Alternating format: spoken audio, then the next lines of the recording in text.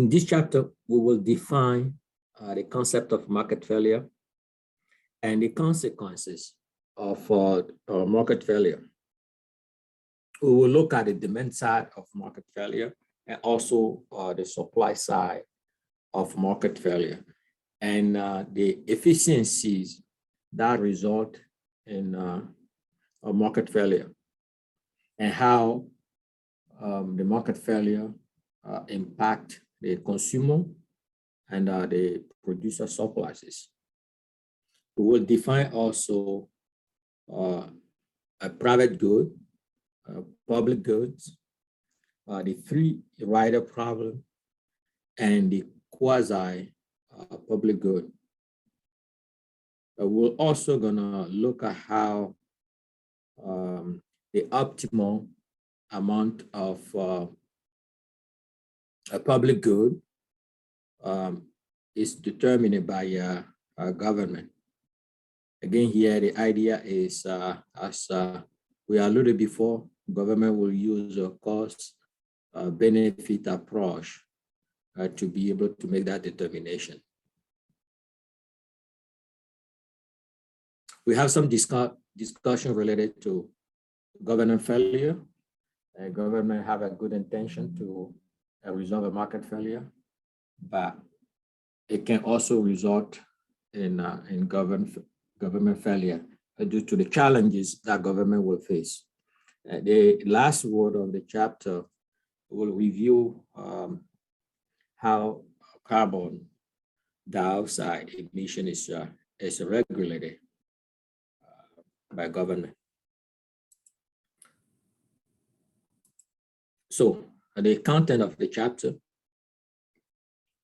efficiently functioning market, positive and negative externalities, the society's optimal amount of externality reduction, and asymmetric information.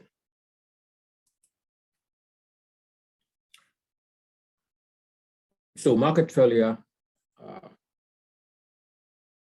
is the idea that the market failed to produce the right amount of product. And it happened, the market failure happened when a competitive market system produced the wrong amount of certain goods or services, or failed completely to provide any good. So resources are either over allocated or under allocated to the production of the good. So when the consumer utility exceed the price paid, consumer end up with surplus. So you consumer, you receive a consumer surplus when anytime you are willing to pay a higher price.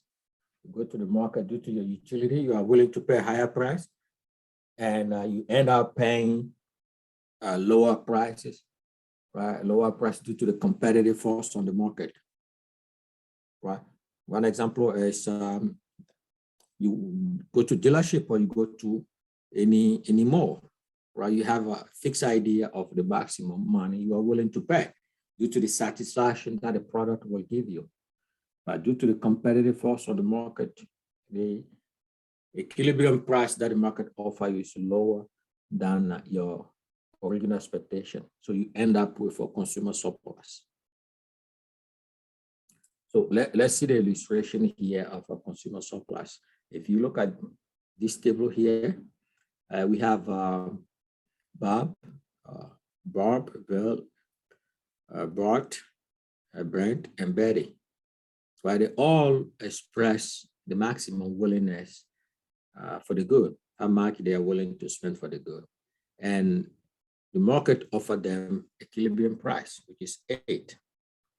So Bob, for instance, willing to spend at 13 and then get to the market and spend 8, he end up with a the consumer surplus of 5, right? So and so. So if you convert it to the graph we have over here, the demand curve express that willingness to pay, right?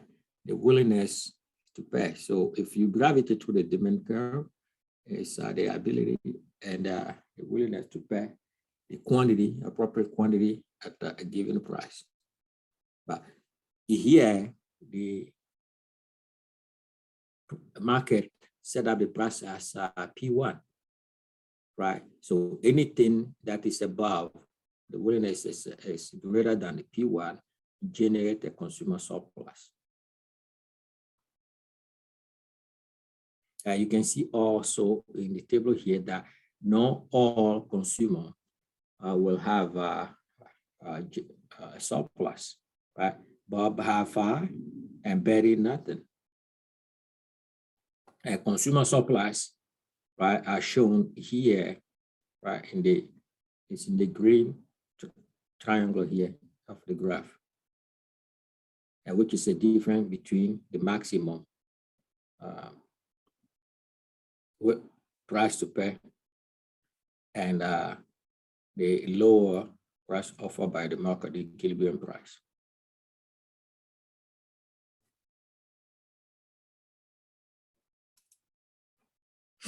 Now the producer surplus.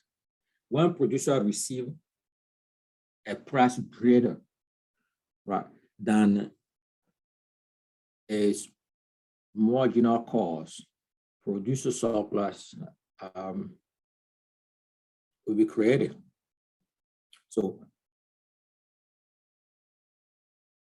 think about being a producer or a seller of a car, right?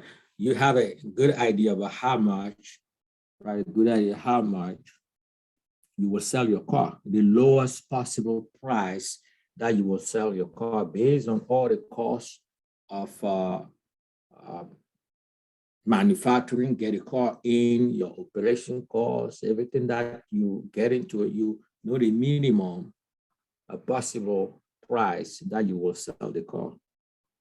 Right. So if you go to the market and you receive a price that is higher than that minimum that you have in mind before the market, so you benefit of extra money, right? You gain something because of your expectation. The market exceeded your expectation, right? So, and that gain is what we call producer surplus. So we're going to also look at it on the graph, right? So if you see this table over here, illustration of a producer surplus, we have all the producers here, Carlos, Courtney, all the way to Chad. Right? They all have a minimum acceptable price in mind due to how much it costs them to produce the good. And the market here offered them a price, a different price. So for Carlos, for instance, the market offer a price that is greater than the minimum acceptable price. So the differential here represent the producer surplus for the first producer, in our example over here, Carlos. So if we look at it on the graph, right, and also wanted to point out here, you can see that not all the producer benefit of surplus, right? Carlos have 5 and Chad over here, nothing. So as shown in the graph, the producer surplus is the blue triangle that we have over here, right? Which is a difference between the actual price received, which is A, and the lowest minimum payment that the producer are willing to accept, right, for the quantity Q1.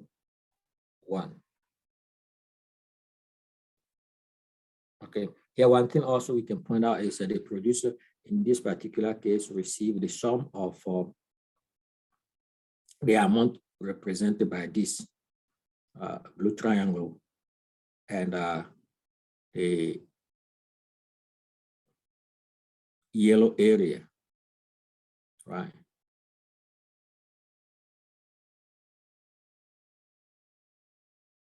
And because of they only need to receive the amount shown by the yellow area up to here, the area above the supply curve is the excess that they receive, and the excess represent the producer surplus. So now look at the total consumer and producer surplus and talk about efficiency. As recall, we talk about when the market is efficient, both the producer surplus and the consumer surplus are maximized, right? If you guys recall that concept that we talked about in the previous lecture. So when the market achieves efficiency, the maximum, right, combined consumer surplus and producer surplus is achieved. So here in our example here at quantity, optimum quantity Q1, they combine consumer surplus, right, as shown in the green triangle, and in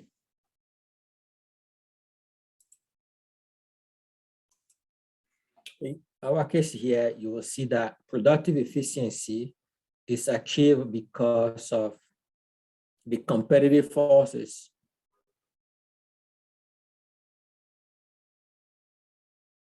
that help the producer, right? The competitive forces push the producer to use the best technology and be able to produce at least cost, right? And the allocative efficiency also is achieved because the correct amount of product is produced relative to the other goods and services.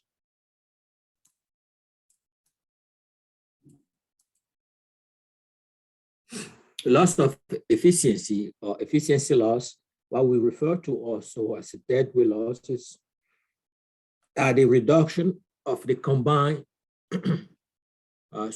consumer and producer surplus.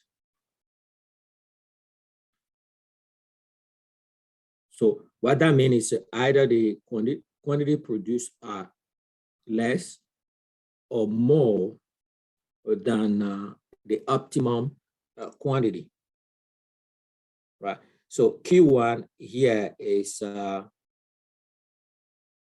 optimum quantity, right? So if Q2, the output produces a Q2, you will see that if you do the projection, you will see that it's not at the level, at the optimum level, right? So to that point, the triangle B, DBE, I'm sorry, this great triangle over here, that represent the efficiency loss, right? The efficiency loss because we are not producing the quantity at the optimum level. We are not producing output that is really needed by the economy, right? This represent under production. This is the optimum level when we have the equilibrium, but if we are producing a Q2, that is underproduced. And you can see here that the prices are not in sync, right? Producing at this quantity. Look at it at the price, right? That the consumer here and the price of the producer also. So here, they are not in sync as if you are producing at equilibrium. So here you're underproducing, right? Under allocation of the resources. And the triangle is taken away from this big triangle that we alluded to before, that once we had a big triangle, both the consumer surplus and the producer surplus are maximized. Now out of this big triangle, we had this gray area, which is removed from it. And this gray little triangle represent efficiency loss.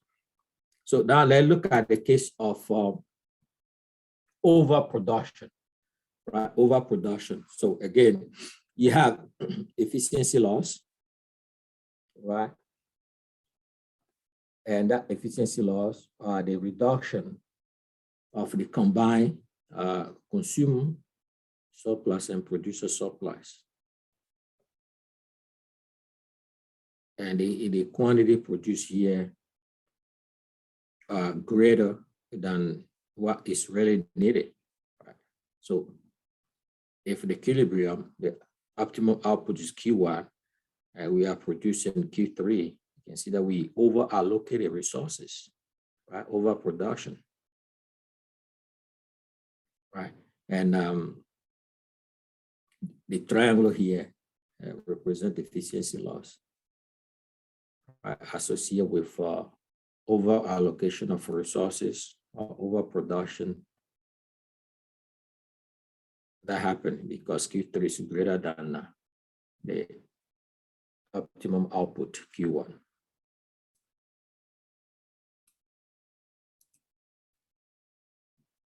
So externality, what is externality? Externality is a cost or benefit, the cost of benefit accruing to a third party external to the market transaction. Positive externality happen when a third party or another person is affected by the transaction in a positive way, right? If that person, a third party, is affected by the transaction in a positive way.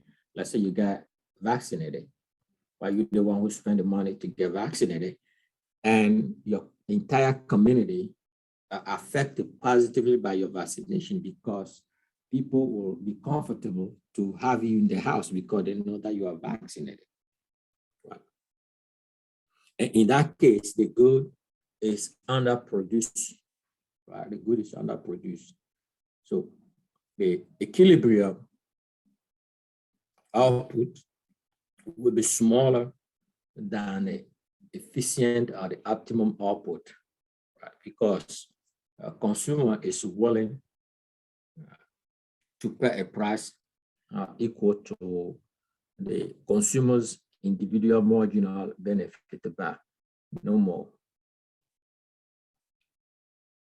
But since social benefit exists, in addition to the private benefit, government will get involved when there's a positive externality.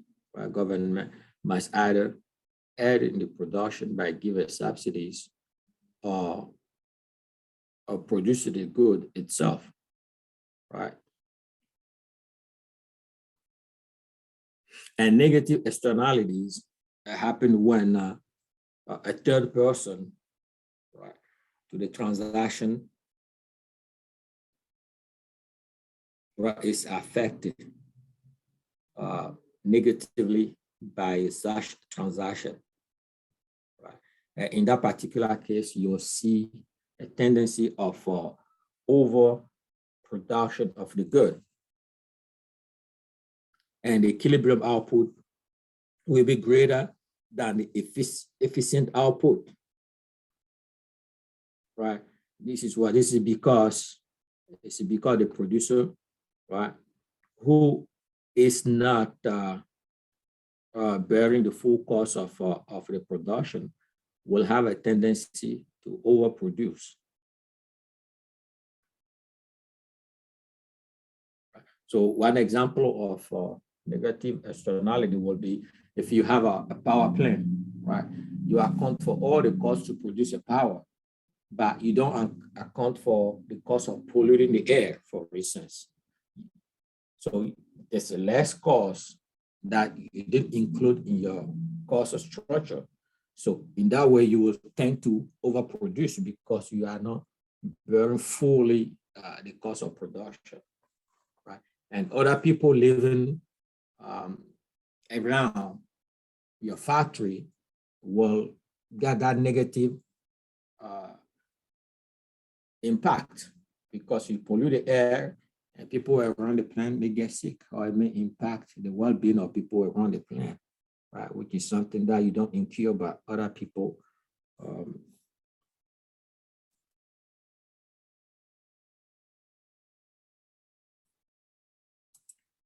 So here, let's look at on the graph illustration of a negative and positive externality, right? Negative externality be here and positive here.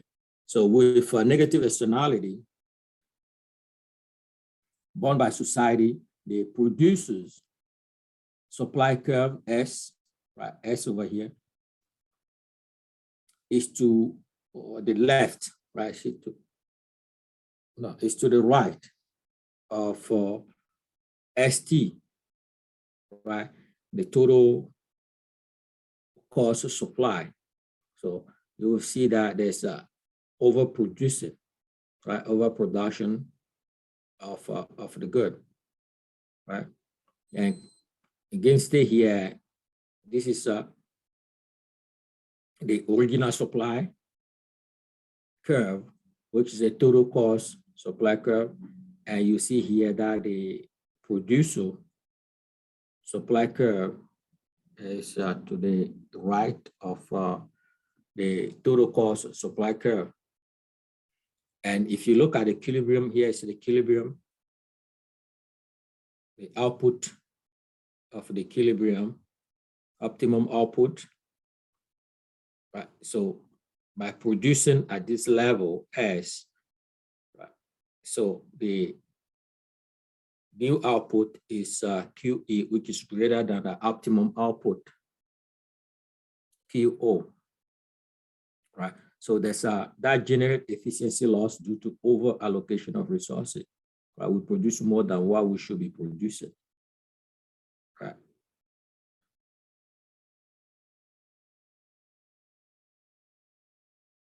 And there's a loss of efficiency. And the loss of efficiency in this case is represented by this triangle, the great triangle, ABC. But when we have the case of positive externality, right? And when benefit accrue to the society, the market demand here shift, again, the original one at total cost, the market demand shift to the left, right? A shift to the left, D,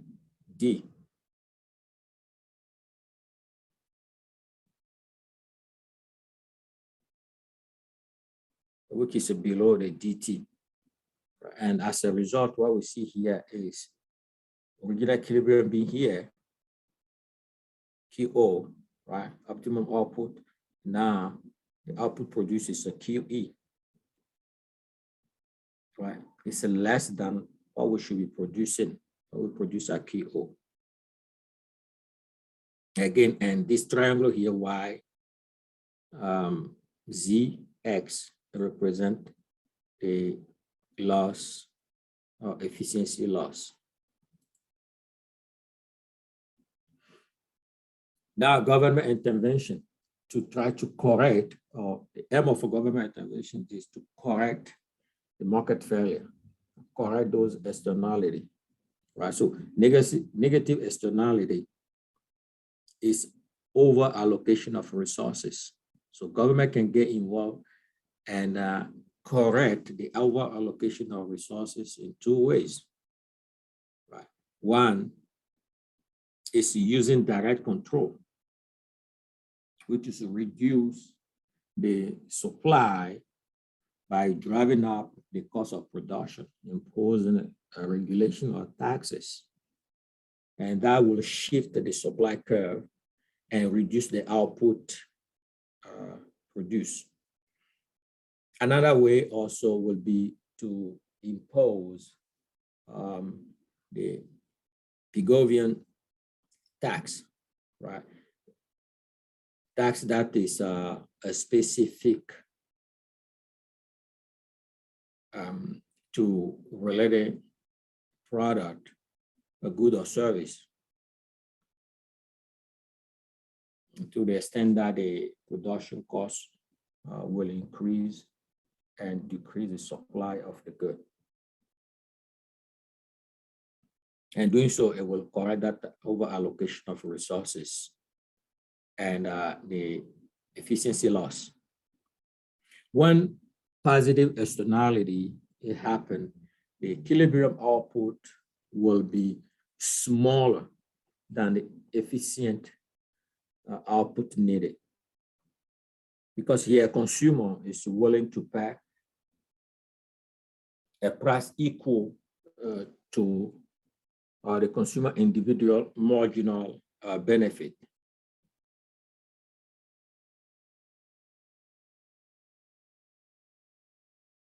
Right. And in this particular case, what probably government will do is also issue subsidies to businesses so that can reduce the cost of production and help them to produce more. Government can also remediate to positive externality through government provision.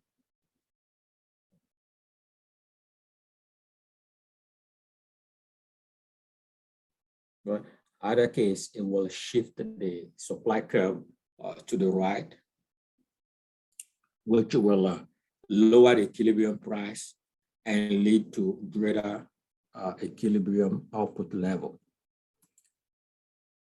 So let's do the illustration of how government will correct negative externality. Right. So the negative externality, as we said before, result in over allocation of resources. So government can correct it in two ways. One will be in direct control, right? And that direct control will shift the supply curve from S to ST and reduce the output from QE to Q0. Another way is through specific taxes, right? Government imposed taxes, which will shift also the supply curve from S to ST, and they're gonna eliminate the over allocation of resources and consequently eliminate the efficiency loss.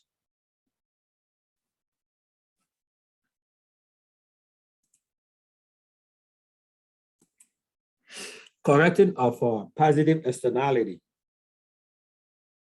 Positive externality result in under allocation of resources, right? This under allocation can be corrected through subsidy, right, to consumer. Either they give a subsidy to consumer that will help them to purchase the good, right? And doing so, it will shift the market demand from D to DT, right? And increase the output. If they shift, they will increase the output from QE to Q0. And alternatively, the under allocation can be eliminated by provision, government provision, or providing the producer with a subsidy also, right? They can provide a producer with subsidies, and doing so, they're gonna reduce the cost of production and ultimately shift the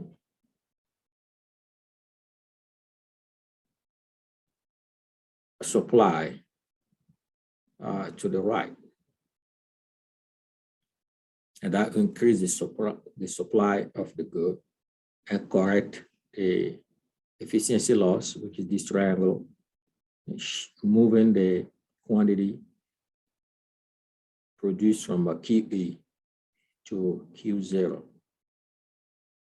By doing so, it will eliminate the under allocation of resources and bring the output produced back to Q0.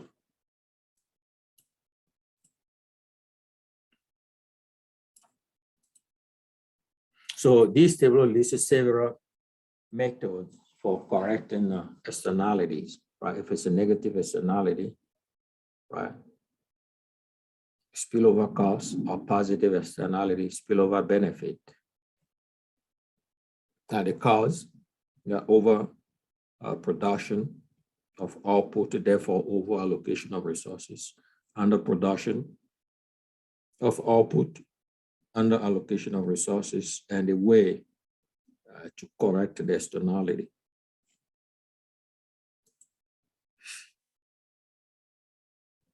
Marginal cost, marginal benefit, and equilibrium quantity.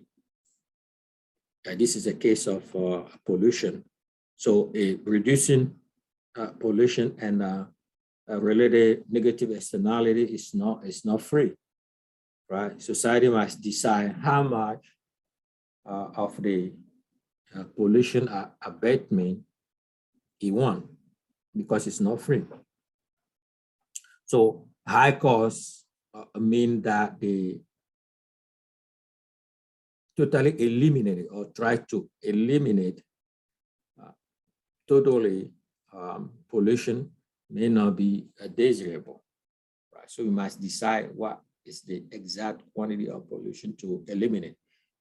So the marginal cost rises as pollution is reduced, right?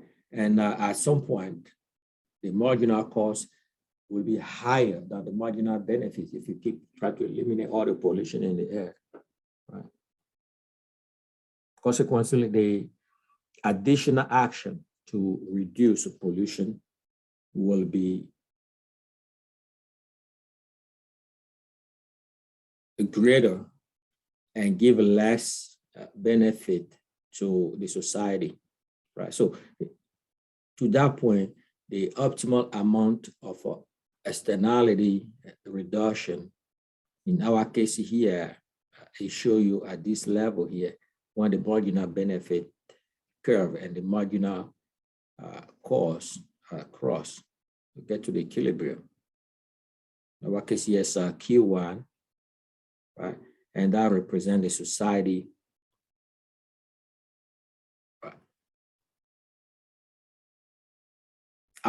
optimum pollution abatement.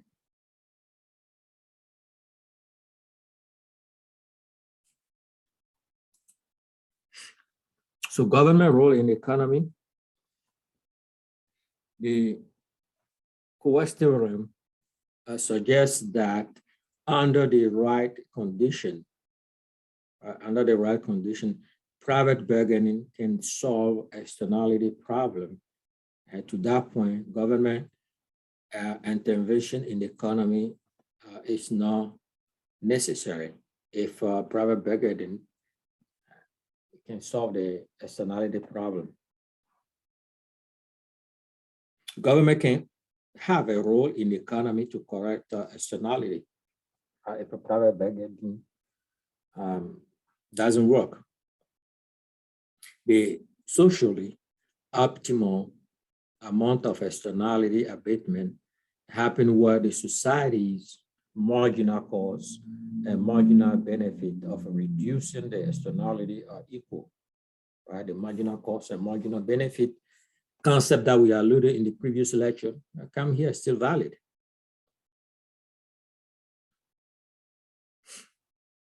For society, this is not easy. It's a time-consuming and costly. There's always a chance that a government failure may happen, try to correct externality. So asymmetric information. While positive and negative externality are the most prominent source of market failure, asymmetric information can also lead to market failure. What is asymmetric information is when one party of a transaction has more information than the other party to make a decision, right? So again, the asymmetric information It's a situation that happened when one party to a transaction has more information than the other party. And this can make it difficult to make a distinction, difficult for the buyer, right, to make a efficient decision if you don't have all the information that the other party has. You won't be able to make a decision. So the deal won't be competitive, right? Because it's already skewed. The other party knows something that you don't know. It won't help you to make an objective or efficient decision as the other party. And here,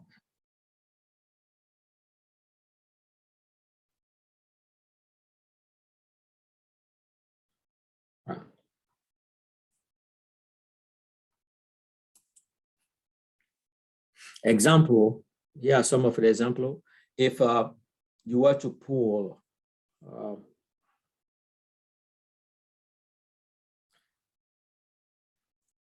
into a gas station and start filling up your car, right? How will you be able to determine that you are actually getting the gasoline or getting the right amount without a system of government regulation? Right.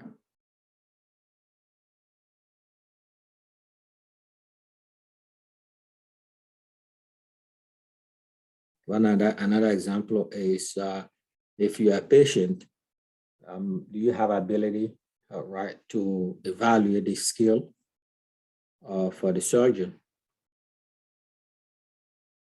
that is about to operate on you, right?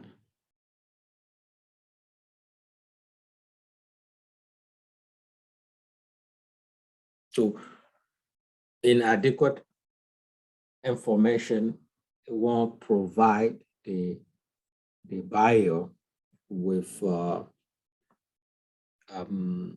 tool to make a good decision. Right.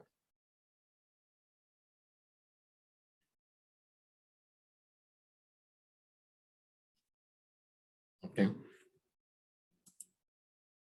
So the last word of the chapter, I talk about how government deal with air pollution regulation, right? So with a cap and trade program, only firms that have a purchaser permit can pollute, right? Firms who need to pollute more have the opportunity to buy more pollution right through the regulation. So the limit, right, the total amount of pollution